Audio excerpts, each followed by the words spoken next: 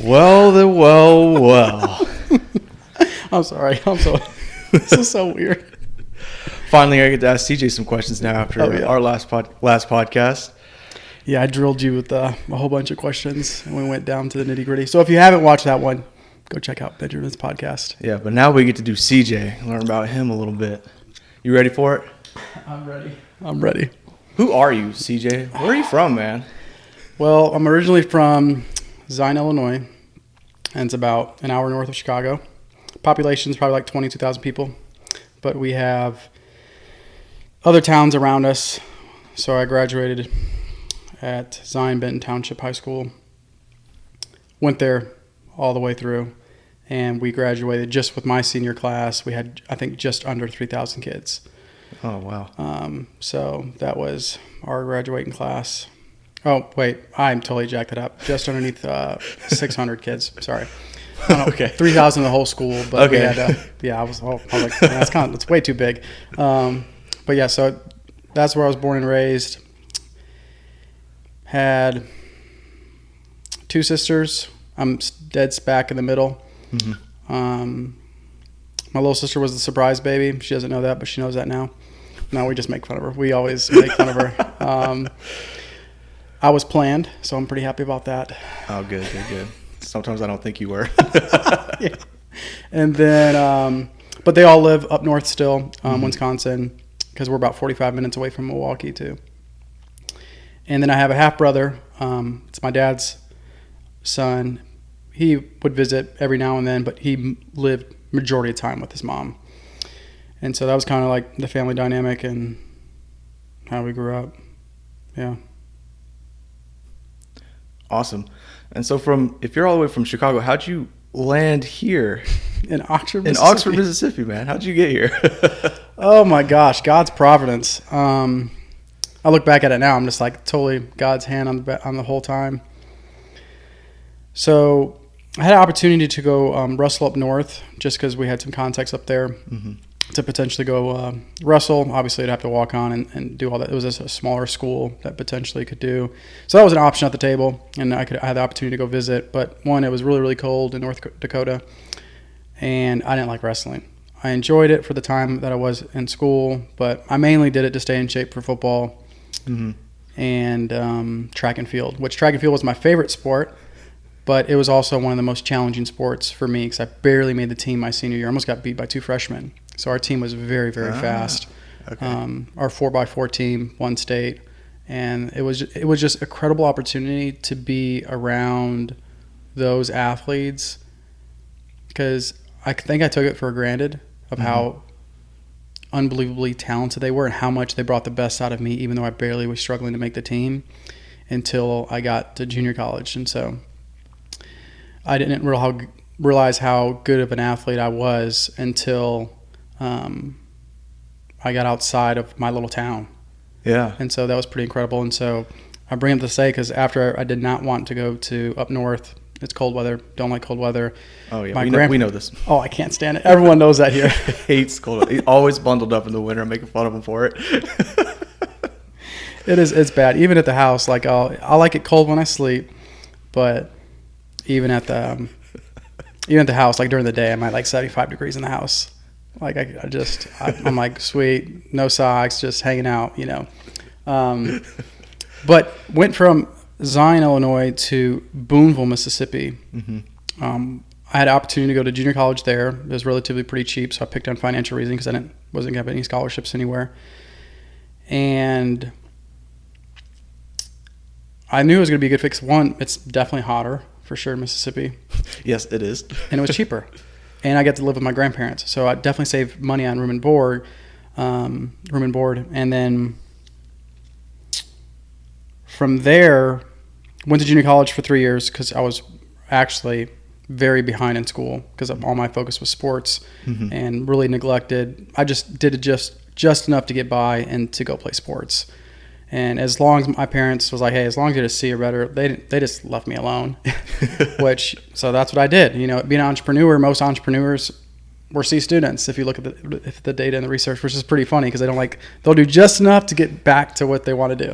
That makes sense. So from there, and then I was like, all right, well, I need to finish out my degree because I was getting a degree in exercise science at the time, and I was trying to figure out where I should go. I know I need to stay in-state because I didn't want to pay the out-of-state tuition. My grades were fine leaving junior college. I was right at I left there at I think at a 3.0 exactly, or a 2.9, somewhere around there. It was really, really close to a 3.0. Mm-hmm. And then went to Ole Miss, just visit the campus, just literally for orientation. I just went that day for orientation, and I literally just showed up to the orientation and did not sign up for it. That's how like naive I was at that time. And then when I was there, they're like, we're glad that you're here, but you didn't. Who are you? Who are you? I just thought you needed to show up. That's how much guidance I was having at the time with college. Yeah. And it was crazy. So they got me into the system. You know, obviously I was a junior college, and most junior college people transfer to Ole Miss, so it was a super easy transition. I already knew that ahead of time. Yeah. But I didn't know you needed to sign up for orientation. So got to Oxford. Anything was better than the junior college because the junior college in Boone, Mississippi was the size of my high school. And so it just felt like I was going to another high school. And then went to finish out exercise science at Ole Miss, worked at multiple gyms here in town, and then had an opportunity to either open up my own facility here, mm-hmm. or my next spot I wanted to go to was Chattanooga, Tennessee, just because I really enjoyed it there. Just the scenery was beautiful, the mountains, and it was just more my style. Yeah. People there were very active, and mm-hmm. it was really, really cool. And so it came down to which one would you regret the most? And I had to it took a couple months because I was kind of nervous because either way I was going to start basically from scratch to start a business. And so I was like, the worst case scenario, you go back to working at another gym or go at a grocery store. I mean, I have never had a problem finding a job. I would just walk in and say, hey, I need a job. Like that's how I got all my jobs. Like my first job at the gym, like I walked there like, hey, I need a job. I just moved here from Booneville, Mississippi to like when I first got to Oxford, Mississippi, mm-hmm. and was like, hey, I need a job. They're like, sweet. This is how I got my first job here in Oxford. This is really, really funny. There's a CrossFit gym here in town. This guy named Dennis was running the gym. Long story short, he had an ankle bracelet on, never knew, so he was actually basically on house arrest, but he got time to go to work. It was really, really weird. Had no idea. He never wore shorts. I didn't know that until after he got arrested. I watched him get arrested. But anyways, I'm talking to this guy who's basically a convict, and running a gym from another person who went to jail for multiple years for something with taxes. Mm-hmm.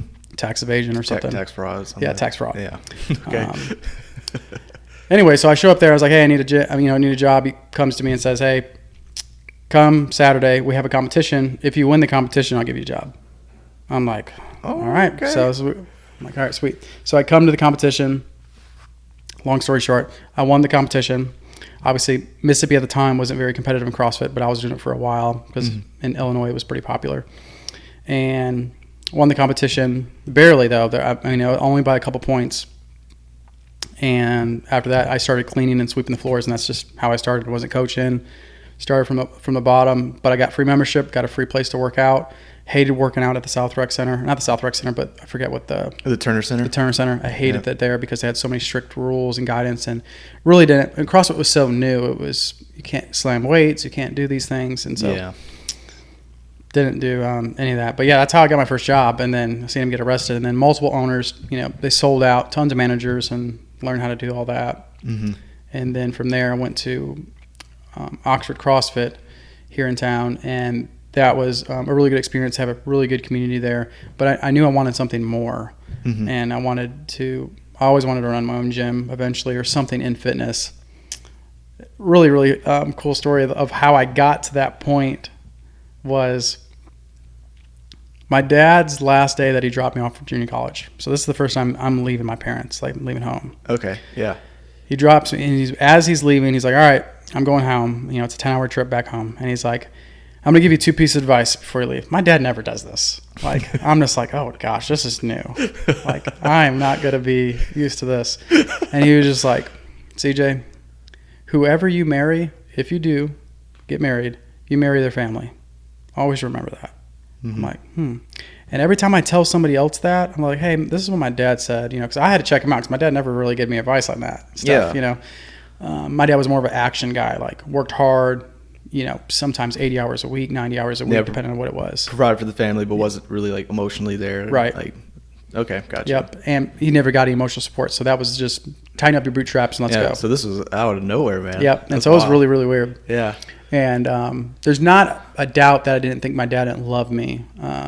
So I don't know what that feels like. I mean, me and you talked about that in your last podcast.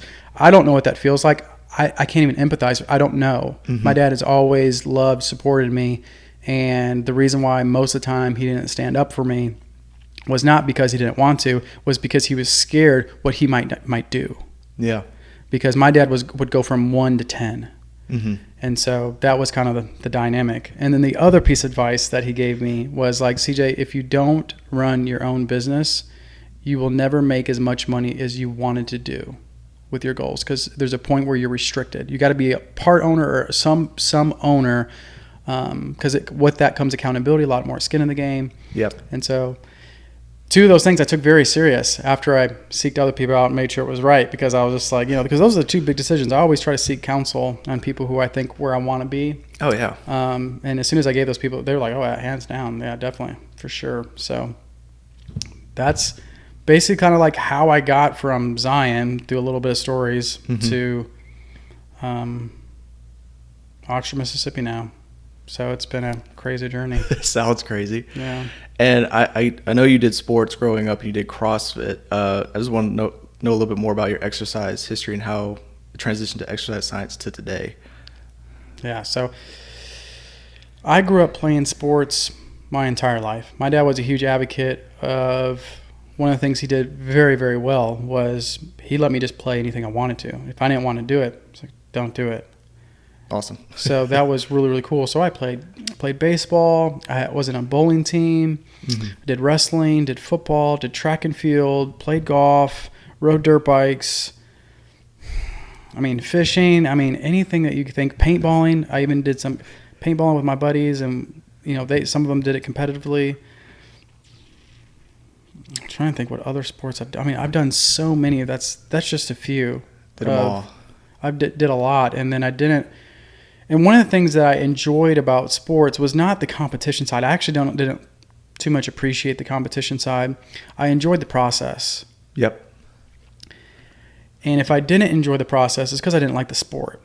Like looking back now, I loved track and field practice. Didn't like the meet so much. I hated wrestling practice. But you like to wrestle. But I like to wrestle. And so it's like, I learned that it makes sense of why I love track and field so much, was because I love the process. But wrestling, I didn't really like it. I did it to stay in shape. And so I didn't see it as a way of me falling in love with it like I wanted to. And I got pretty, bitter and resentment. I didn't want to wrestle after I was done. I was just like, I'm done with it. I don't want to do it anymore. But in high school, obviously hands down, the best sport I was wrestling. Learned a lot. And track and field and wrestling is by far the toughest sports I've ever done in my life, physically and emotionally, because most of it's individualized with combination of team sport. Yeah. But it's mostly individualized. Especially with wrestling. Yeah. And there's a lot of attention on you, and there's a lot of self-accountability. No one's going to be holding your hand and saying, hey, your match is coming up. You have to pay attention, and you have to go grab your coach for the next match that you're on, because there's so many people everywhere. And then same thing for track and field is like, you got to be ready for your event. You got to know the time. So it kind of gave you this vibe of like so much responsibility, kind of made you grow up. And in football, it was just like you're getting told what to do all the time. Oh, yeah. And they had to hold your hand the whole time, because it was just as...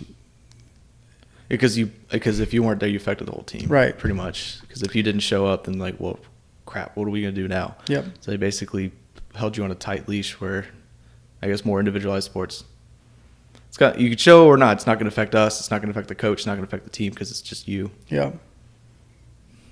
Yeah. And so I think I really enjoy those sports and the processes of how to get there. I was very tiny growing up. And so just to kind of give you context, I was 5 foot my freshman year of high school, and I was 107 pounds. And so super tiny. I was the second or the third smallest on the football team. And one of the reasons why I didn't get to play the A team, because I was on the B team my freshman year of high school, was because I was just too small. That's literally what they told me. They're like, you got the gifts, you got all this talent. And I look back now, I'm just like, I don't know if I necessarily believe that. I just don't think I was that good enough to play at the A team yet, because I mean, there's guys in the NFL that are small. Oh yeah. I mean, it's rare, and they're very, very good. But if I was faster, I think that's why I fell in love with track. Yeah. I would have played for sure. But it's crazy. I didn't play, and for football, this was probably the hardest for me because all the other sports I was doing pretty well in. But in football, I made the B team. I was running back and middle linebacker. So smallest guy on the team, but I'm playing the most demanding. It was weird. Yeah. So that's why it was very confusing for me. And my sophomore year, which is the JV team, I did not play it down. The only time I played down was what are those games called when it's not officially a game, but it's like you're just going to meet with the school for like a scrimmage. I forget what they're called, but I know what you're talking about. But anyways, we're great coaches. Don't worry, we know what we're talking about. Basically, it's a scrimmage with the other school. That's not. You're just seeing kind of where you're at, and it's good just for it's like a pre-game before the actually season starts. Yeah. And they let me play that game, and I had 16 tackles. I remember this because I was so mad at why I wasn't playing the JV team. So I had like a lot of anger and frustration in my heart. I had 16 tackles, I had 3 forced fumbles, and I had 3 runs for 56 yards.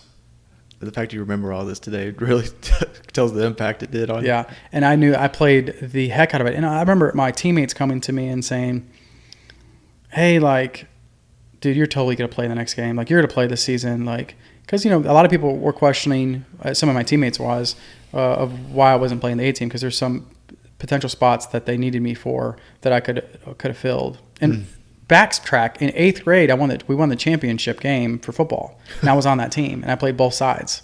And so this was really weird for me. That's wild. So I went through a lot of depression. I was very upset. Didn't play my freshman year. Didn't play my sophomore year. Junior year, there were 2 games in. I'm a backup guy. And just to kind of give you context of how prideful and angry I was with my mindset, I watched game film 24/7 against the other teams before they even knew.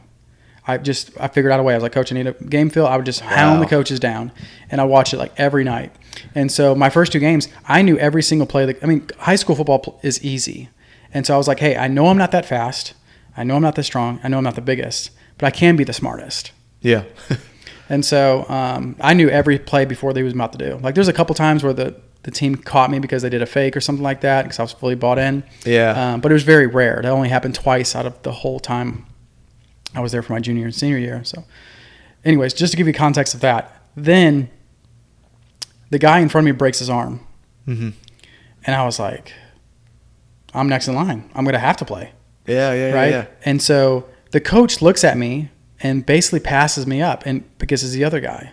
And he told me that I didn't have enough meat in my bones. That's exactly what he said. And I was so angry. Oh, man. And so I'm like, I'm rocking 131 pounds. I'm about 5'4". Yeah. Do what you can at that height. I'm about to go play strong safety. Yeah. So I look back at it now. I just didn't realize how small I was, because I thought I was big.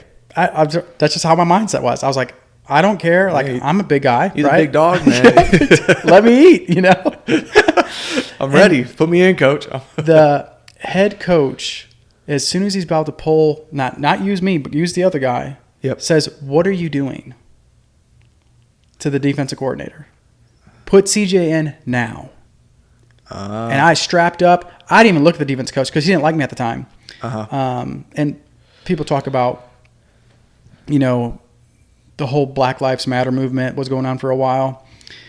So there was like 5 or 6 white kids at our school on our team that was starting. Everyone else was black. And our defensive coordinator at the time was black. He did not like me. No. At all. He would put every black kid in front of me to start, even if they sucked. And even the black kids were telling them that I should be playing. And that's what was frustrating. But anyway, so I get in the game, play a rock out game, maybe made 1 or 2 errors. And I literally got called out in the film room of just like how good I played. And once I started playing that way, teams would go the other way. So if they see, I was a strong safety, so I would line up against the wide side of the field. Yep. They would go the other way. Wow. Okay. And so it got to that point where even like me and one of my friends, Eric Pasowitz, he was a year younger than me, very talented guy too, but he was playing the opposite side of kind of like a monster linebacker deal. And we would fake him out and we would switch up. So that was a lot of fun. But yeah, so that went there, and just kind of like how I was built. I was like, I'm going to figure out a way, just like IDFitness. I'm going to figure out a way. Figure out a way how to get better. Yeah. And then when I got to junior college, I was going to try to walk on the team there. They were very, very good. For just to give you instance, they had the number 1 prospect for the Florida State. Strong safety was there. But the only reason we went there because he got in trouble at school and he needed to recruit to go back. And so they had some 5-star recruits at their school. Yep. And I got to watch and stuff like that. So I was going to try to walk on. I had an opportunity. I was there for 1 year. The second year I was going to walk on. They had a spot for me in December to try out to hopefully make the team. Had to have 2 surgeries. I found out at the month right before. Whoa. So I had 2 surgeries back to back. And then that's when I was like, I think I'm done. Because I've already had 4 concussions. And then I had 2 surgeries. And I was like, long term, what am I going to do here? And so that's when I stumbled on CrossFit, kind of built that competitive edge for me. And that's where literally my exercise journey started, because now you're talking about, you got to be the strongest, you got to be the fastest, and you got to have the most skill. Yep.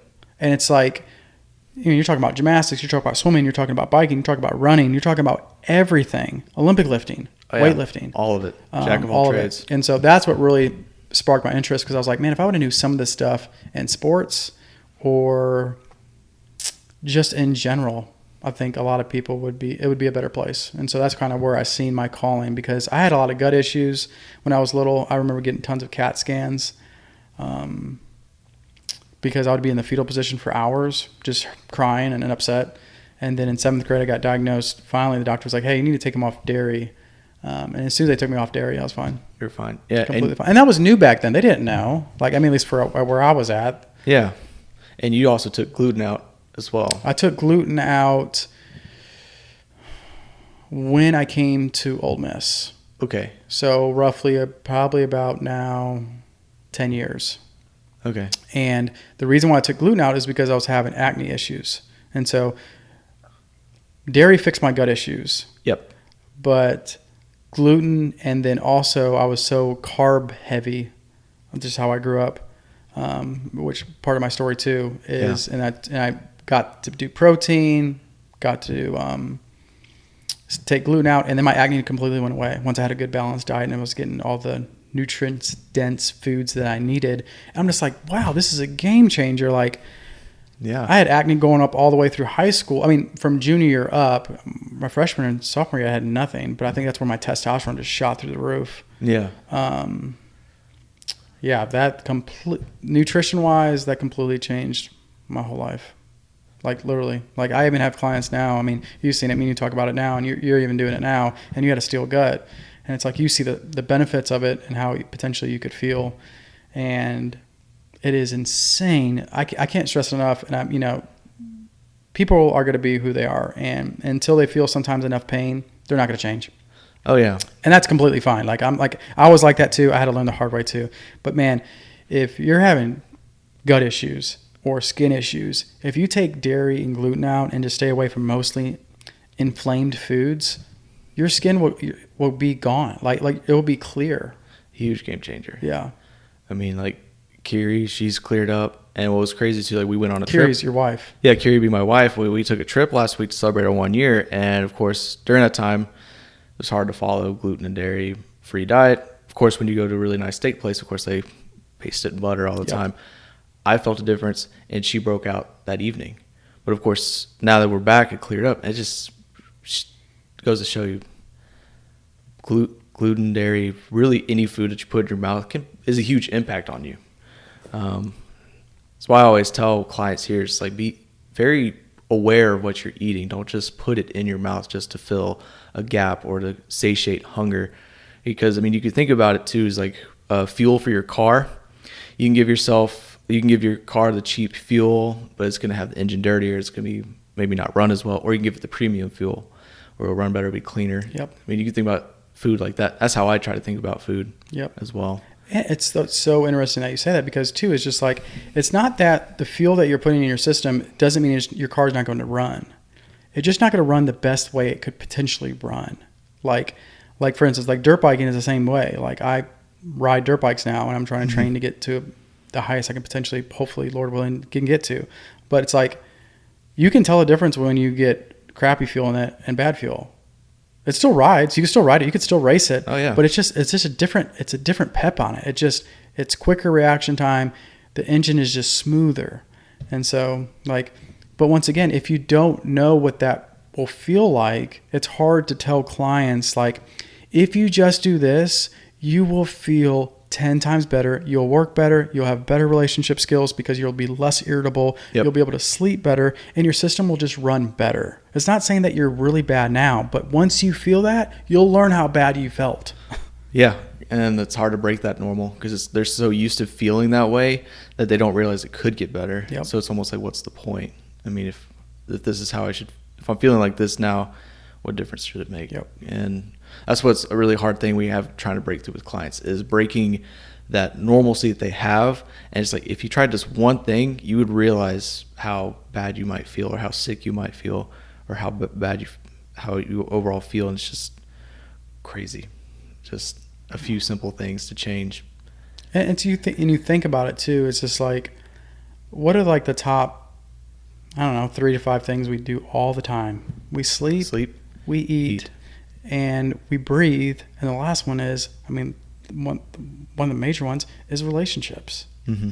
And so if you don't tack one of those 4, you will never potentially reach your full exercise goals, or whatever you have, or whatever athletic skill you have, or whatever you want to reach, because you can't fix an hour a day with 23 hours of dysfunction. Nope. You just can't do it. There's no way you can do that. It's just time and it's volume. It's like, you don't. Yeah, you just set yourself up for failure, and then you're constantly frustrated with yourself why you're not making progress, because you're working out for 1 hour, but what are you doing out for the rest of 23 hours? Because, I mean, you talk about this all the time. It's how you recover. There is plenty of people, even right now at other gyms, everywhere else, that is putting in just, if not more work than us. Yep. Even in the gym, as some with our goals. But what are they doing with their sleep? What are they doing with their food, their breathing, and their relationships? Are they focused on? Because those are the things that people neglect the most, because they're trying to run from those. Because it's harder. It takes more time. It's a lot more emotionally driven. It's not only physical, but it's also emotional.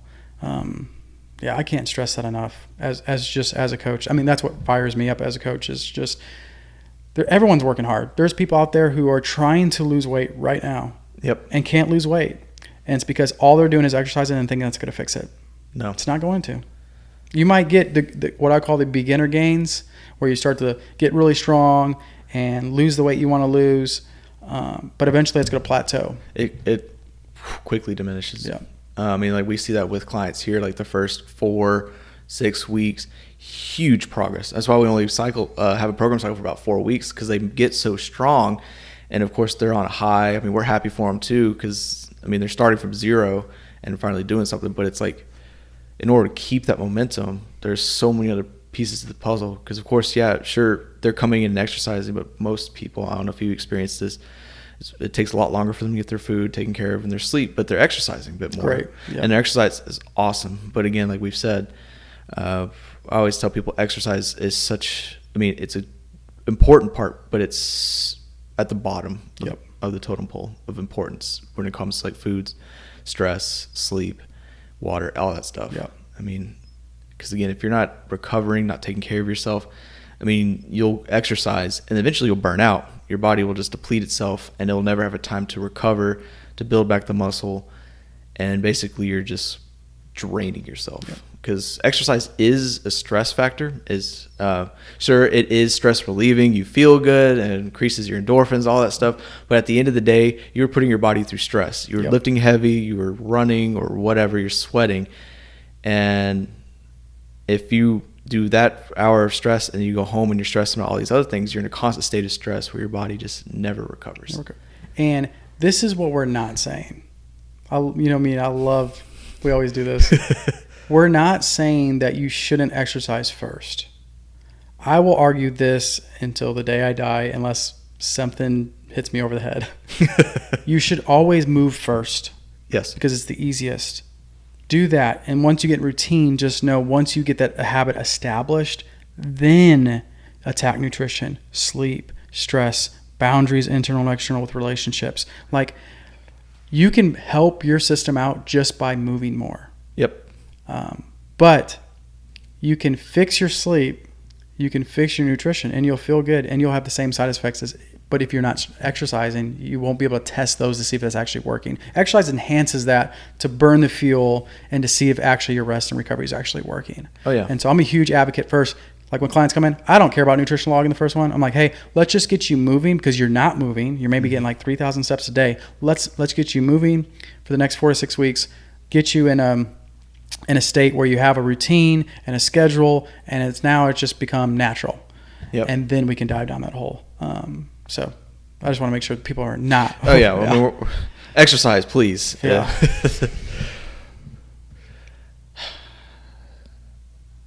I was curious about this question. Uh-oh. Yeah. See, I was curious. I mean, I know you said you wanted to make money.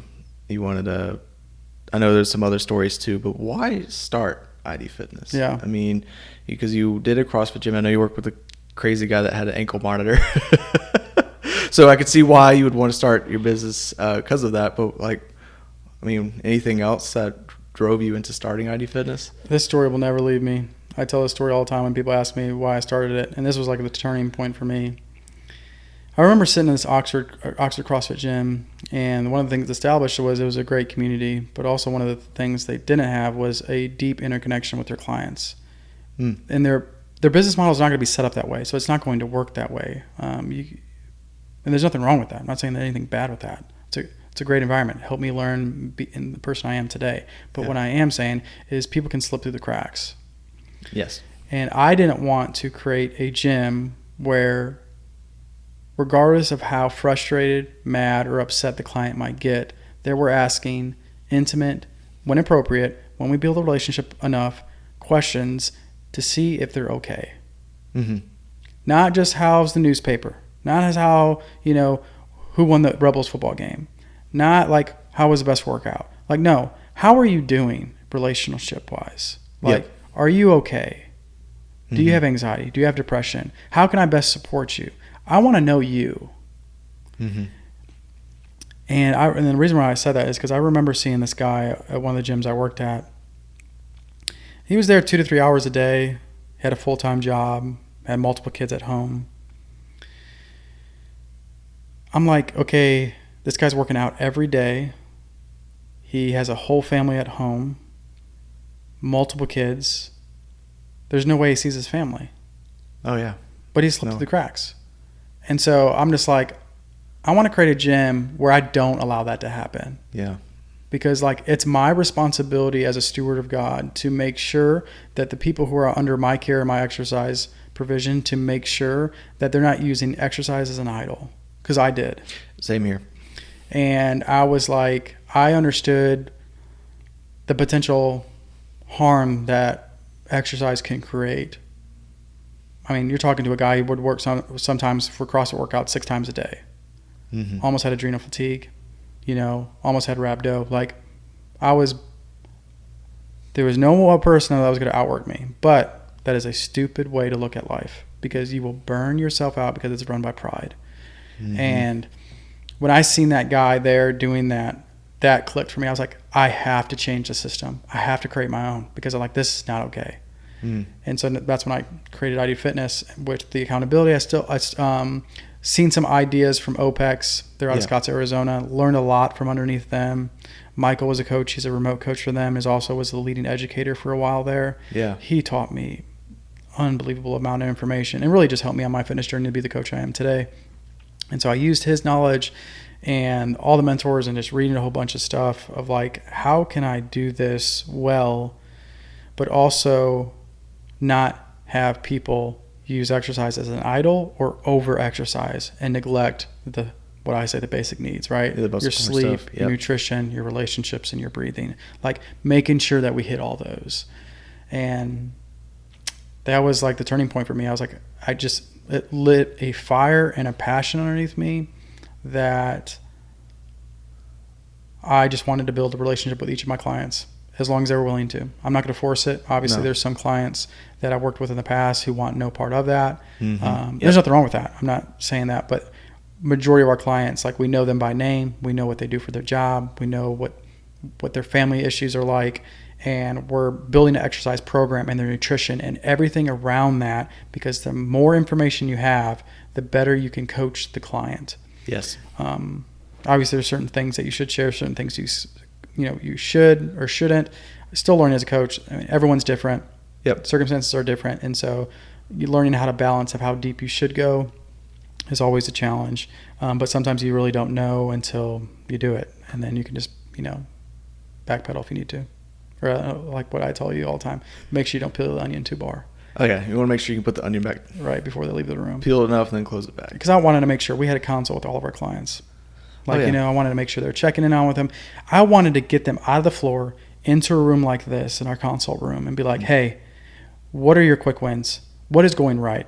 It's amazing to me how much little encouragement people need. Yep. And it is just remarkable.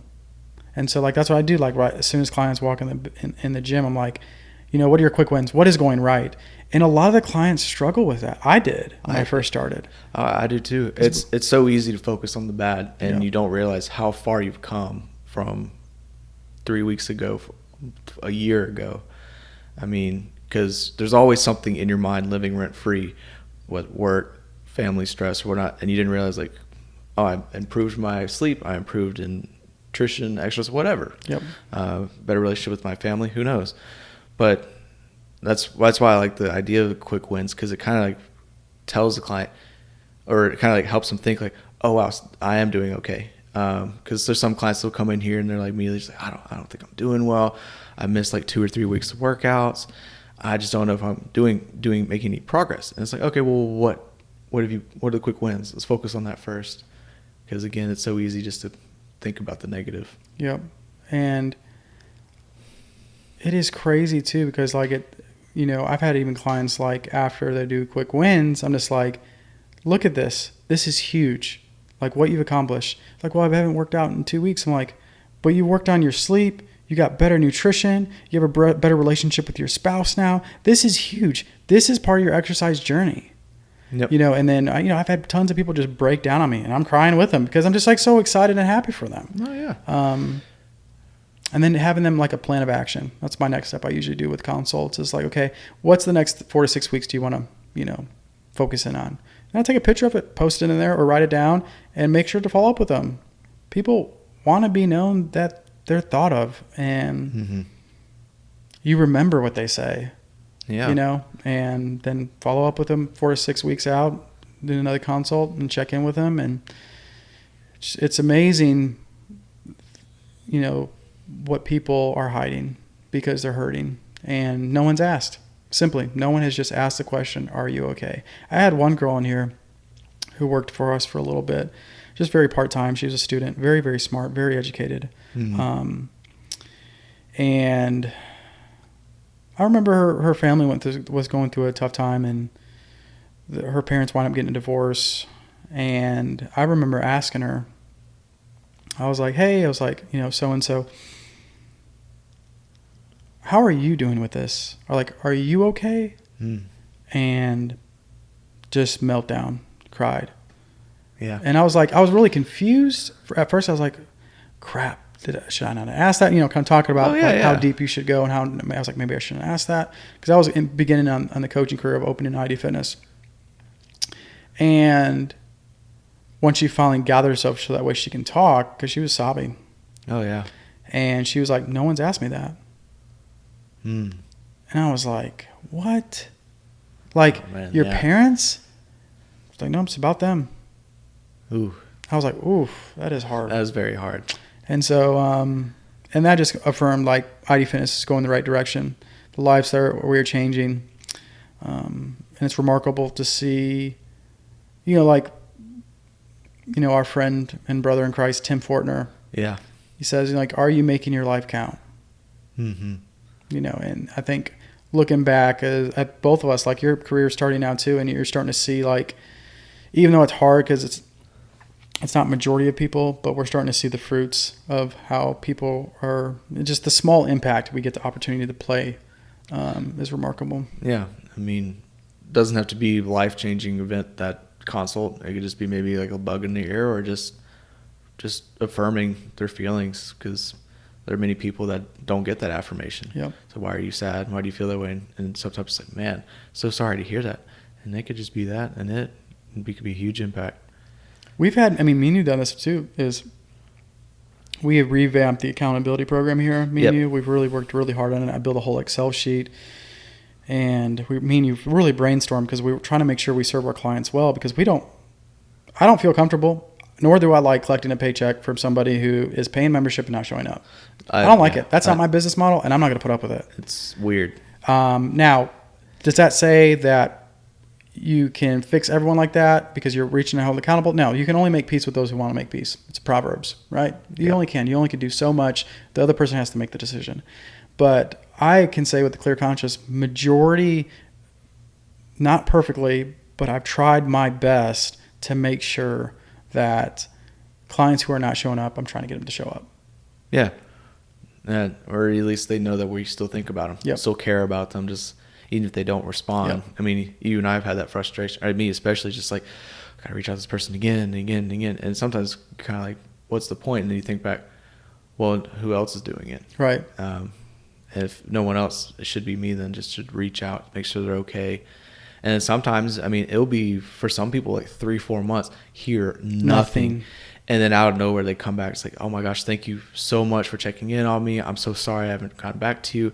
And then they'll list like a whole bunch of stuff they've been going through. And you're like, oh, wow, I had no idea. Nope. And that right there just kind of remind me, just like, okay, this is why we do it. Yeah. And it just goes back to like your question of like, why I did what I did. I seen a need of people being in isolation, not knowing, and I wanted to use the gifts that God has given me through exercise to help them. Yeah. So, and I wanted to do it well, and I seen the potential problems that other gyms weren't doing, that I could do it better. Yeah. Because, people slip through the cracks. Even here, like, people try to slip through the cracks, and we're trying to grab onto them, but they just keep slipping out of our fingers. If even us making that effort, I can't even imagine to be like at other gyms, because let's let them slip, and then they're just gone. Yep. But they're still collecting their paycheck. And I've noticed that too, because I lean more on the codependency side. So I noticed that too, is every job I worked at, my classes were really popular. Yeah. Because I wanted that relationship. I talked between classes with people. I would go hang out with them. I'll go grab food with them. Like, that's just how I am. Yeah. Like, I'm an introvert at heart, extrovert sometimes, depending on the scenario and how hyper I get. If you had caffeine and sugar. Yeah, right. Especially sugar. I get high off Gatorade, so Ben knows that. That's why I used to do like a salt packet, man. Yep. That's exactly why I do it. I'm just like, all right, you gotta be normal. Because everyone knows I'm a goofball. But don't visit him in the morning, because he'll if you come in, he'll try to like talk to you. If you're not a morning person, well, you're screwed. You're screwed. But man, it's been a fun journey, and I'm excited to see what IDFitness does. Me and you are working really hard, and we're not even close to potentially where we could be. Like, all I see is tons of potential of just being able to help people through exercise. Awesome. It's endless. And so then, I guess, what would you want IDFitness to be known for then? Like, someone who'd never seen us before, or maybe there's rumors going around. What would you want people to think about us? Or I would say I want to be known for a gym that simply cared more about them than their fitness journey. I want them to be able to walk through the doors and knowing that we provide the best exercise program out there that we can potentially do. Mm-hmm. That we don't want exercise to become an idol. We want to give them the exercises that best gets the biggest bang for their buck based off the goal they have, and not to spend more time in the gym, but more time with their family and the things that they love to do. Yeah. I don't want, my great desire is not to have tons of people in the gym all the time. Like you see that, like sometimes the gym is dead. Nothing wrong with that because they got homework assignments outside the gym they need to do. Oh yeah. And so it's not, this gym is not going to be for people who do not want to work out stuff outside the gym. If you want to work out and ignore your problems outside the gym, we're not the gym. There's tons of gyms that do that. There's nothing wrong with that because they're promoting exercise. They're like, hey, I'm not in that field. I'm not in the counseling field, which I think is just a cop out for not caring about your clients. That's just my opinion about that. Mm-hmm. But yeah, people, I want people to know that we truly care about them and the relationship and their well-being, and we're going to give them the truth. Yeah. Like if something is not working, like I'm going to tell them why it's not working, because losing weight, it's not complicated. No, it's all numbers. It's gaining weight is not complicated. Like gaining mass, it's not complicated. Yeah. It's not. Failed relationships are not complicated. It's not. It's boundaries. Yeah. That doesn't mean it's not hard, right? That stuff is very hard because you're also human and have emotions. Yes. So it's coping. Food is a huge coping mechanism. And so to attack that first, to me as a fitness coach, that's why you see me always telling people to move first. To attack their food first, it's like attacking an idol. You better be careful. Oh, yeah. You can put them in depression, anxiety real quick. Mm-hmm. And me and you talk about this all the time too, is antidepressants, not saying those things are bad. Some people need them, and it's help get a kickstart. Keyword, kickstart. Kickstart, yep. It's very, very rare for somebody to be on that for life. And what I've learned too, based off the research I have and based on the professionals that do this stuff, like professionally, it's for you to get a kickstart so that way you can put and get your life in order to get off of it. Yeah. It's not for long-term use. It was never designed that way. No. And so that's one of the big things that, like food in general, like insulin and cortisol have inverse relationships.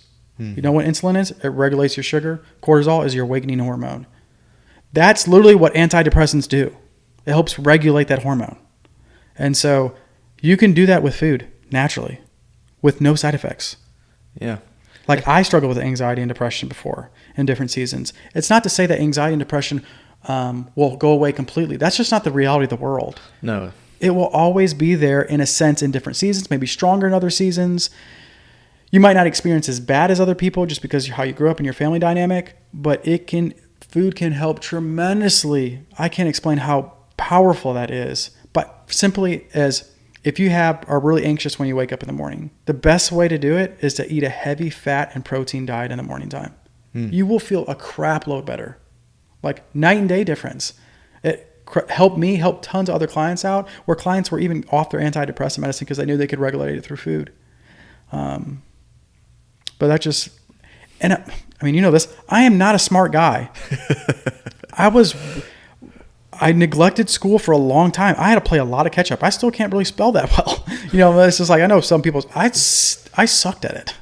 Like, just to give you context, I got a 14 on my ACT. It was horrible. I fell asleep halfway through and took it back up. Like, I just did not care.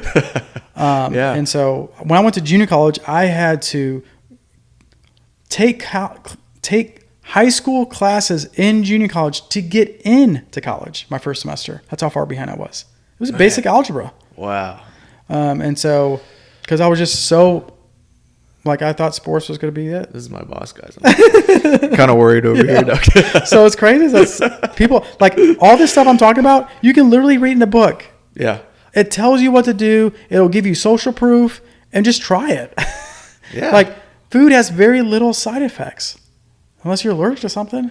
Yeah. I mean, it's not complicated, guys. I mean, some people will make it complicated. They'll make it crazy. Fads will make it crazy. There'll be people like, oh, you need to do this, and then followed by doing this. And they want to make it complicated because, well, I mean, buy my product. I want to make it complicated just that way I feel on a higher level. but it's not that difficult. I mean, Hard to do. hard to do, but it's not difficult. Nope. I mean, It's hard being in a routine to be consistent with what you're trying to attack, because we want to divert.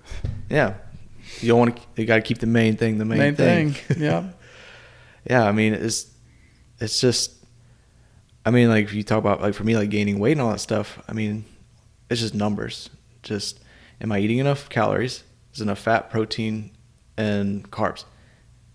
If I am, perfect. If I'm not, then I'm not, and I will never gain weight. How do I do that? Just follow numbers. Right. And then same thing with exercise. How do I tell if I'm getting stronger? Progressive overload. Am I adding 5 pounds? Am I going up one set each week? And again, it doesn't have to be a crazy guru exercise. I mean, all you do is just squat and deadlift and then bench press, and you'll be fine. Yep. I mean, and what's crazy too is like there was a book that came out in 1924 or 1934 by a strength guru. mm-hmm. I forgot his name, but it was like the Essential Strength, like, you know, some generic name. Yeah. You can learn more in that book than majority of the books nowadays, Oh, yeah. because it's all fads. Like, getting strong it's not complicated. It's not. It's boring if you don't like it, and because you have to be consistent. You have to do the same thing over and over. For instance, Mike Tyson went into prison in relatively good shape, boxing champ. Yeah. He came out of prison in the best shape of his entire life. Oh, yeah. Because he only had access to so many exercises. The more variable or varied exercise selection you have, or in other words, exercises that you can do, like you walk in a gym and you have like 100 pieces of machinery. Oh, yeah. The harder it is, because is. you're like a jackrabbit, just like, where am I going next? You know, where am I going to go next? It's just like, you will get stronger by picking 3 or 4 exercises and being consistent with those for a year. Yep. Than you will anywhere else being constantly varied. That's not good. Keep it simple, keep it stupid, guys. I mean, and too, it's like you have so much more to offer to the world than being in the gym, exercising your life away, you know, as long as it's not part of your job. But just for healthy reasons, like, you only need to be in the gym 3 to 4 times a week, 30 to 45 minutes. That's it. Yeah. Anything more than that, you're just working against yourself, or you're doing exercises that are actually not helping you. Yeah. I only work out 3 times a week. For roughly 30 to 45 minutes. I'm on a schedule now where I work out every single day for only 20 to 30 minutes, just because it helps me get a break. Okay. But yeah. I get the biggest bang for my buck for the exercises that I use. I use majority of like deadlift, bench press, strict press, back squat, and then I'll do some single leg stuff, some jump stuff, and some gymnastic stuff, and just literally alternate those throughout the week. So that way I have a nice break, because I'm training so extensively for dirt biking now.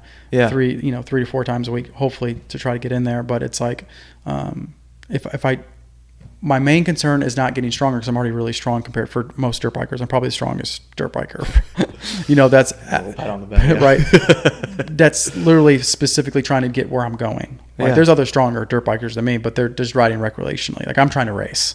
Yeah, you're just trying to maintain your strength and try to get faster. I don't need to get any stronger. Yeah. Like, I need to get better at dirt biking, because I'm not good at it. Yeah, there's no point in getting stronger. I mean, that's my weakness. Unless you just want to rip the handlebars off. Yep. And you don't want to do that, because you'll get forearm pump. No. I could imagine you just sitting there locking up. Dude. I remember you telling me a few when stories. I first started, yep. It was bad.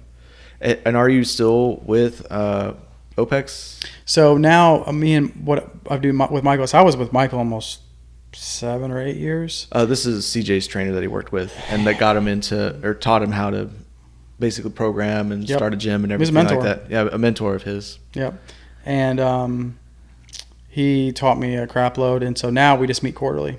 Okay. So I've told him, I was like, hey, you mind if I just, basically, can we just schedule like a FaceTime or Zoom, and I can report what I'm doing? Because it got to the point where I was just doing the same stuff over there. It was just like, there's really no point unless I run into a problem. So now I can just do quarterly check-ins with blood work, nutrition, and then what I've been doing if I have any aches and pains. But just with Michael now coming to check on me, like Michael Murray, he's a PT Tom. Yeah.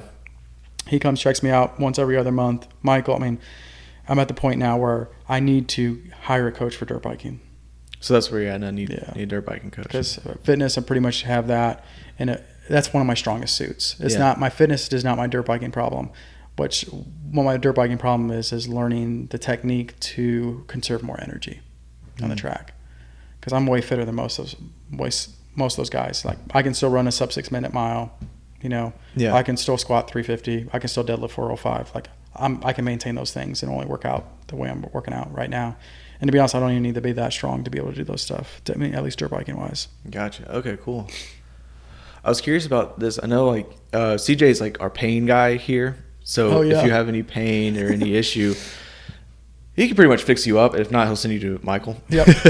I was curious about. I know you said you did some mentorship or shadowing with some people. Yep. I remember you told me a little bit about it, but I want to know more. Like, Yeah. Because I mean, some of the stuff he does is, I guess you call them magic hands. I think it's pretty cool. I mean, most clients that come to me with pain, I don't have extensive knowledge in it, but I'm basically like, all right, this is what I do that has helped me or has helped others. But if I can't help them anymore than that, send them straight to CJ. Yep. And CJ will usually fix them. Yeah. And then I literally send them back. And then he sent it back to me, and then I hurt him again.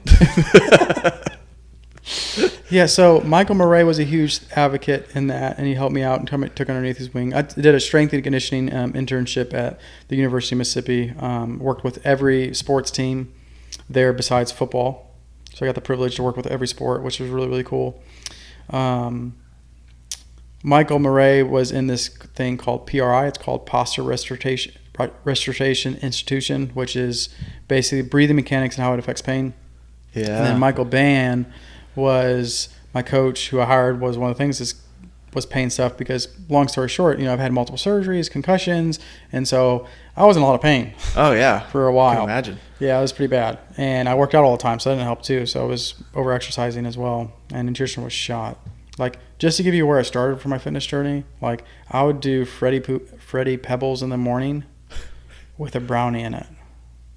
Woo, Fruity Pebbles with a brownie, man. Yeah, I had a sweet tooth like it no other, and it makes sense because I was so stressed out. I needed that insulin hit. Yeah, to balance out the stress, because I was coping. Just through natural life stuff, of circumstances, of pressure of testing with school, and not being an athlete anymore to a certain degree, and yeah, figuring out life and relationship issues. I broke up with my girlfriend in high school, halfway through my freshman year of college. So it was just a lot of things that I was struggling at that time with. But yeah, so both of Michaels, I call them Michael duo, they both helped me out because they have two different ways of looking at it, which was really interesting. One was more physical, and Michael Ban was more like what's going on inside. He was really good on that. So I combined those two, and then just reading a whole bunch of stuff too, capitalizing on that. I learned that your gut is queen and your nervous system is king. Yes. So the only reason why your body can detect pain is if the nervous system tells your brain. There's no way to receive that information. It has to travel through that way to get to it. Yeah. And so if your bicep is hurting, the nervous system travels here. So that's how, even when you're tapping your bicep now, it travels to your spine, goes to your brain. And so that doesn't mean the pain is right there. Pain is complicated. It is very complex. It could be tied with your emotions, with boundaries, with nutrition, with sleep, with exercise selection. That's why I love it, because it's so complex and complicated that if you attack all the things that you do majority of the time, like I was listed before, you can really help pain out. And then, of course, I learned some exercises through DNS too, and PRI. All these are just symbols of words that are longer, but you can take courses on these things that I took a whole bunch of courses on, and then shadowed some people. I even shadowed a guy who was like a quote-unquote a nerve guy in Scottsdale, Arizona, that I paid like $300 to not only get assessed by him, but also to watch him assess somebody else. And people were flying him, and he was helping people major league pitchers, and he was very, very smart, and he was a mentor to one of my mentors. And so it's like I was trying to see, I was very curious of how my mentors learned what they did, because there's no way you just come up with these ideas. Like people, they bounce off each other, and they accumulate over time. It's not rocket science to learn about pain. You just literally study it from people who have success and social proof, and figure out where they got their information from. Oh, wow. And so that's what I did. So it's not like, I just don't know. It's like, no, like somebody knows out there. You just have to find out how they know, how they do it, and who they learned it from. Yeah. And so that's how I do everything with it. With nervous system issues, with business, with relationships, with anything. Like, I'm like, okay, who specializes in this field? And the reason why I got all these incredible gifts is because the people poured into me. Like, I found somebody who was a psychologist who studied extensively on codependent and narcissistic relationships. So I learned all my stuff from a psychologist. Then I studied a psychiatrist, and then I got evaluated myself. And so that's when I learned about medicine and food and like how it can actually do the same thing, chemical wise. Yeah. Because if you look at most people who struggle with anxiety and depression, their nutrition is shot. Oh, definitely. So it's like you start to see these correlations, and you start to learn, and you start to do it, and it starts to happen, and you're like, whoa, it's working. And sometimes it doesn't work, and sometimes it does, and you're like, why wouldn't it work? It didn't work, work for the other client, but why didn't it work for this client? And sometimes you just don't know. Pain is very, very complicated. Like, a lot of people don't know this, but MRI scans are not black and white. They're just not. No. Like, there's a case study where they had 10 people go in to get MRI scans. They knew 2 of them reported pain, and the other 8 had no pain, 0 pain. Over 80% of them, because they only did MRI scans on their meniscuses. Yep. Over 80% of them had torn meniscuses. 80%. And so that tells me, It's just like you're sitting there looking at pain. You're just like, just because something's torn, or if you have a bulging disc, does not mean it's going to report pain. Your body's going to be banged up. That's part of the life, but it's part of the realities of the world that we live in, And you're going to have torn labrums. You're going to have, I'm not saying sometimes those do need to be repaired. Sometimes it does. It's pretty extensive. ACLs need to be repaired. I'm not speaking on those terms, but there's certain things that hit the low-bearing fruits first. Fix your exercise, fix your nutrition, fix your sleep, fix your boundaries. And if the pain persists, then go a different way. Maybe you do need surgery, because surgery is a thing. I think there's one surgery I needed to have, but the other 2 I didn't need it looking back. Yeah, it's almost like before going to the extreme, maybe think about all this stuff that could be causing the pain. Because, I remember we've had a few clients here that we've kind of like they would get doctor's recommendation, maybe even go into surgery, and it's almost like, maybe let's not go there yet. Let's try a few things first, and then if it doesn't work, then let's go to surgery. But not everybody, but for most people, it can be fixed through just a few things, like maybe exercise selection, food, stress, whatever. But it really what we're trying to say is don't go to the extreme yet. Maybe see the issue, what's causing it first, something that you can maybe fix it first, and then if you try it and you fix it, if it doesn't work, then go to the next option, and the next option. And then if unfortunately if it does fall to surgery, then that you tried everything, because who knows, it could just be a minor thing that you just need to fix. Maybe a certain stretch, maybe your diaphragm is shifted a little bit, and that's what's causing the back pain. Who knows? You can just like repositioning, because like I had a client that was really struggling with shoulder pain, like literally just the other day, and they're like, hey CJ, I got diagnosed with shoulder impingement.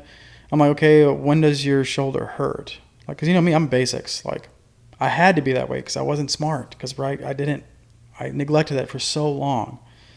I was like, all right, let's see your bench press, and they were bench pressing like their line of bench press was horrible. How they lined up was bad. They were working against themselves. They're almost touching their throat with the bar. Yeah. It's like, gosh, no wonder why you're hurting. That hurt anybody. That would hurt me. Yeah. Fix the bench press, the shoulder's gone away. Their shoulder impingement has gone away. I'm just like, I don't think you had impingement. I just think you were doing it the wrong way, and your body was telling you to stop. It's not, some of the stuff, 90% of the time, it's not complicated. Like, it's just not. No. And 2, the placebo effect is real. It is very real. I can't stress enough. Placebo effect is real. If you believe it's the problem and are not open up to any new ideas, it will show as pain. It will. Like, I have clients coming here all the time. Like, sometimes they'll try to basically do my job. They pay me to do my job, right? There's some clients who do that. And I'll build them this exercise program. They're like, hey, I think mine will do better. Placebo effect is real. So guess what I'm going to do? Sweet. Let's do it. Go for it. I'm not going to argue with that because they already believe in their program is going to work. I'm just going to put it down and do it. And then if it does work, awesome. If it doesn't, doesn't matter. As long as you get to the goal, I'm not going to fight with you about it. As long as you're doing, something. We're not going to just whip you and say, no, we're not doing that. We're not telling you what to do here. We're suggesting and then working as a team so that way you can do this forever. Yeah, we're next to you. We're not in front of you. Mm-mm. We're not leading the charge. We're helping. We're next to you. Walking. Collecting your goals. We're doing what you want to do and what you agree to do. We are not forcing you to do anything you don't want to do. I have clients who said, I do not want you to look over my nutrition. I won't. Perfect. That's fine. If you ever change your mind, I would love to. If not, no hard feelings. Let's move. Let's make sure you sleep good. Make sure your relationships are good. I'm cool with that. Yeah. Or vice versa. Like, I don't want to talk about this. That's fine. I want to talk about whatever you want to talk about. Yeah, we can go as far and as deep as you want to go, or it can be very shallow. Yep. And I tell people all the time, like, if you don't want to get to this position, there's nothing wrong with that. But there could potentially be some roadblocks of getting to your goal if we don't go there. As long as you're aware of that, I'm cool with that. We might not hit those roadblocks. It might not happen, but it could. Yep. That's very interesting stuff. Yeah. That pain is just literally just study people who have shown overtime and have clients and have social proof, and study them and see who they studied from, and literally you will open a landmine of gold. Literally. Yeah. I remember we talked about this a while ago, maybe even in my podcast about me, talked about how if you have a decision you need to make, you need to find three people. Consult 2-3 that consult three people that are well versed in it. You don't want to ask someone for marriage counseling when they've had 3 divorces. Because they haven't shown to be successful. They haven't shown to be successful, even if it was your mom. Now they'll give you good wisdom. Yeah. But just don't bake. Yeah. You could probably take that and what not to do. And not what to do and just keep it under it and be like, maybe think about it. But yeah, it kind of goes back to the mentorship and research. It's like, okay, if I want to excel in this, I need to seek someone out that has excelled in it and learn from them, and maybe get 3 people there as well. Yep. There's nothing. And 2 is don't ask a financial question to a broke person. No. It just doesn't make any sense. Doesn't. Don't do it. They'll tell you basically what they're doing. Which is being in bankruptcy. Yep. Don't ask advice from a guy who's taking steroids. No. If you are not taking steroids, because their program's going to be, I'm not saying it's bad. There's side effects to everything, but if you're taking steroids, they can do a lot more volume than you'll ever be able to do. Yeah, that's what I learned from Stan. And that's what led me to the path of just being crash and burn and just super exhausted, because I was pushing myself. Because to a volume of people taking steroids, but as a natural, can't do it. Impossible. Yep. And you just set yourself up to crash and burn. Yep. Nothing you can do. Well, CG, I think I'm getting tired, man. No, look, it's supposed to be my bedtime, all right? This man's keeping me out here late. No, but I'm glad that we got to sit down and talk a little bit. No, this is great. I got to learn a few more new things about you. Yeah, so they got to learn about IDFitness, how I got here, how quickly I got here, and the journey about that, and still trekking along. Yeah, man. I'm excited. I'm excited too, man. It'd be interesting to see what the future would be like. Oh, I guess we could, what would you like to see in the future of IDFitness before we close? So, I have a goal I want to hit. First, I want to hit $1 million in gross revenue for IDFitness. Yep.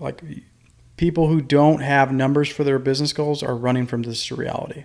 Not saying that's the idea, but you need to have some data where it's just hard numbers. Yeah. And with more money becomes more leverage to help the world. Money is a huge resource, and it definitely helps a lot of people. And so that is one of the goals I want to hit. And the second one is I want to serve as many clients as we can with the system that we have to truly care about them and try to get them into our doors. And that is literally what I want to see. And then I want at least this location to make $500,000 in gross revenue and to be able to support itself before potentially we could start either another one or triple down on this and keep growing. But that is kind of like my 5-year plan Yeah. that we have that I want to do. And obviously, have other coaches and do that staff and help them teach about, a holistic view of coaching.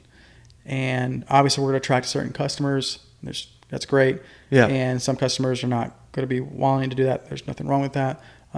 But yeah, 5 years from now, affect as many lives in a personal level, which takes more time. Yes. You only can do so many clients at one time. But also I have a revenue goal too, because that also will create a better job. It will give coaches actually a livable wage because most coaches don't make that much. And I want to make sure to be able to provide that in the best way possible. Awesome. So, yeah, that's exciting, man. That's really cool. I'm fired up about it. I'm really excited, and you've been a huge blessing here too, just working beside you, and I'm super excited. I just feel like we have no limitations and the clients we have, they're very like-minded individuals too. A lot of them are entrepreneurs too, and it's really cool when you're having a business model that is tacking everything and fitness just to be a better human being in the world, to play a huge impact of how much that also attracts other people and the customers too. Yeah, it's crazy to think about because, a lot of people think, and I think every personal trainer should go into this because, of course, yes, you can tackle exercise and nutrition, but there's so many other things. Sure, I might be tooting my own horn a little bit, but I think we're more than just a coach. It's more like a life coach or maybe a mentor for some people. Because that's what we're doing. We're tackling more than just your exercise and nutrition. Because those are just two pieces out of the big puzzle that would help build a healthier lifestyle for yourself and your family and relationships and all that stuff.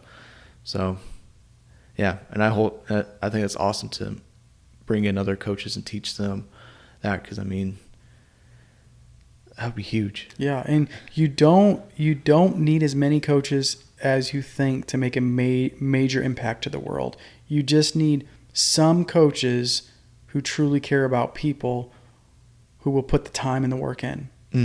We could change the fitness world and how it views fitness, and it's still like there's other people who have not my ideas, but ideas like mine out there that are doing something very similar and made a huge impact on me too, that I've seen that I'm trying to help replicate too.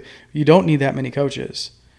You need a small group of coaches who are going to put the time and effort about having a deep, meaningful relationship with their clients and care more about not just their fitness journey, but them. Yeah. And I firmly believe that we can hit that revenue marker with 2 to 4 coaches, depending on where we're at. And how skilled and gifted we are to be able to help those people, to challenge them and to grow them. I just think about even Jesus with his disciples, he had 12 people change the world. Man. And so I view I literally set up IDFitness as like the Great Commission. Yeah. Like the goal is always to, serve our clients and glorify the Lord, for us and to enjoy him forever. Mm-hmm. And the byproduct of that was we'll be able to share the gospel with. And I literally IDFitness is set up as the Great Commission. It's literally to replicate, to mature, to grow, and tell them to go do. We are helping parents learn how to sleep better, how to have better relationships, how to have better nutrition. All that affects their families. Oh man, it's huge. If your parents are healthy, they know the difference between a protein, a fat, and a carb. They're taking time because food is very inconvenient. It takes a lot of time, a lot of effort, and there's ways around to be efficient. And it's not that expensive as people think that it is. Nope. You spend a lot more money going out to eat than you could in-house eating.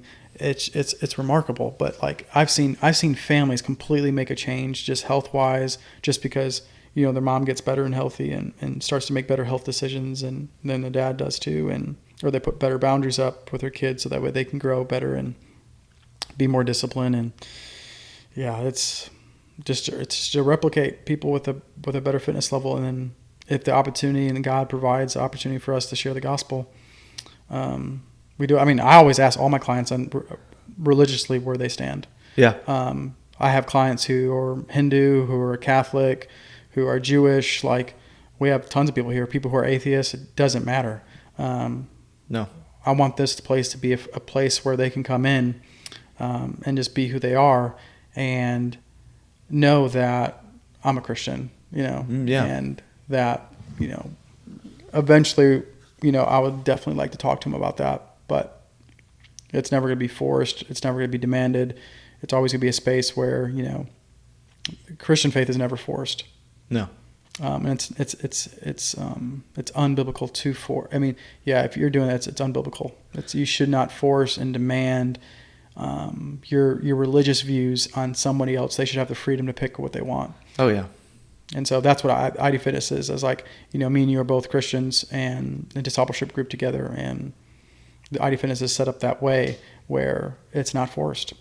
No. Like, I just hope through the actions, through the deeds, through the opportunities that we get, they see it, and if opportunities arise where we can talk about those things, and I will, definitely ask about those things. And I've had people shut me out for it. I've had people open up about it. But again, it's just conversation. I'm not here to sit there and condemn you. It's not my role. It's not my job. It's not who I am. I mean, we're just who am I? I'm just another sinner pointing you out to the cross. Yeah. I mean, we're all sinners here, and we're just here to love you. We're just trying to help you out as best way we can. Again, back to that point, we can go as far, go as deep, talk about gospel. We'll bring it up, but what you do with it's up to you, man. Yep. I mean, we won't force. I mean, who are we to? I mean, exactly, who are we to do that? Yeah, I mean, I've had even consults with clients who thought they were Christians, and they weren't. And they learned about that in the consult room when we talked about it, because they just had a wrong view of God. I had one person who was Catholic and was really law-driven, not banging Catholics, but just the lifestyle that they lived in the current situation that person was in. And I just taught them about grace and love and compassion and what the Lord has done to them for their lives to live a free life. Man, and it was remarkable. That's great peace to know that you don't have to work for it. Yep. I mean, that's just awesome. Yep. And so that's why it's just very rare, and from my experience, to find a gym that has Christian values that either has a free environment where they have the opportunity to be themselves and not forced. Yep. Or they're just they're not talking about religious views at all, which I think is deadly. If you don't, it's not good. A country that has no religious background or anything like that, just structure wise, it's just not good, whether it's Christian or not. They just don't do well for long term. Just history has shown that. So so I really want IDFitness to be a place where everyone feels welcome to come in, supported, encouraged, and I will always fight for their right to have the freedom to pick their religious views. And I will support that. Yeah. I might not agree with it. That's totally different. But I will always support them having the opportunity to be and pick what they want to be. And we can have a disagreement. There's nothing wrong with that. No. But I will not. I won't be that way. I never have. And, all the clients, I think, could say that here. And even to my friends who are atheists, I have great relationships with them. Oh, and they know where I stand. I know where they stand. And, if one of my friends his car broke down, he was atheist, he called me. I went to go help him out. That's he's my friend. Oh, yeah. I mean, just everyone can have different worldviews. I mean, sure, you don't have to agree with it, but I mean, that doesn't mean you hate them. Nope. I mean, the love of God is not in your heart if you hate people. No, he's not. I mean, God never hated anybody. No one. So his role. God wants everyone to be saved. Yeah. But once again, people have a choice to be saved. Yep. He gave it. We have free will. You definitely, there's free will in the context of you definitely have a decision to make. Yep. And it is super, super important and very important to take it intentionally with that process, because not taking it serious has some serious consequences. Yeah. And, I've had one of my roommates that did that was he was an atheist, and this was a very tough question that I had the opportunity to answer. He asked me if he was going to hell if he didn't believe in Jesus Christ. Yeah. And I basically, had opportunity to tell him the truth of what the scriptures say. I'm just the messenger. I believe what the message has to say by faith.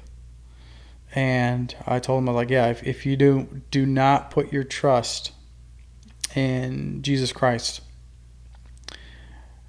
the word says you will go to hell. Yep. There is no other Savior out there. It's not.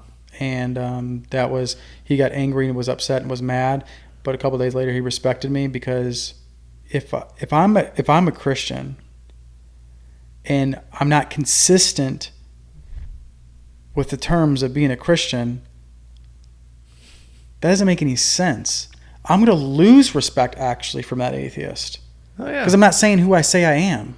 No, I mean, it's the weirdest thing. Yeah, you can't say you're a Christian or you're an atheist or whatever, really, but only cherry pick the things that you agree with. Yep. I mean, that's not how it works. Nope. Because you're not fully whatever you say you are. Yep. I mean, I'm a hypocrite. Yep. I mean, why would you do? Yep. Yeah, it's just not who you are. And that's one of the big things. I want people to know IDFitness is a place like that, but I also want people to know IDFitness is a place where the Christian faith has pushed this place to be where it's at. And if it wasn't for God and the Holy Spirit in my life, this would have never existed. Amen. Yeah, it's so true. Yep. Wouldn't be here without him. Nope. Me and you both. Yep. So, but yeah. All right, y'all. It was fun. I love that, man. It was good to know a little bit more about you, even though I kind of knew a little bit. But all right, we'll see y'all. All right, see you guys.